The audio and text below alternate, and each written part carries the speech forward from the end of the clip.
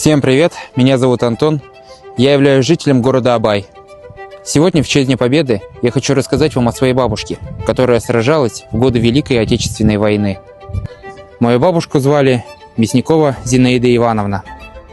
Когда началась война, моя бабушка была еще совсем школьницей, училась в 7-8 классе, и для того, чтобы попасть на фронт в 1943 году, она приписала себе 2 года.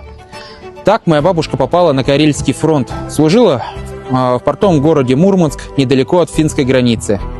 Служила она в зенитных войсках. Жизнь на фронте была очень непростой. Но несмотря на все тяготы войны, моя бабушка осталась сильной, доброй и светлой женщиной. К сожалению, нам мало известно о полученных ею наградах. Единственная награда, которую мы знаем, это Орден Отечественной войны 2-й степени.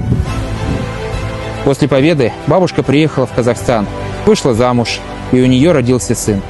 Сама она работала на заводе. Бабушка всегда говорила: прошлое нужно помнить. Пока мы помним прошлое, мы не совершаем ошибок. И сегодня я пришел сюда, чтобы отдать ей честь и поблагодарить. Спасибо тебе большое за мир. Мы помним, мы чтим.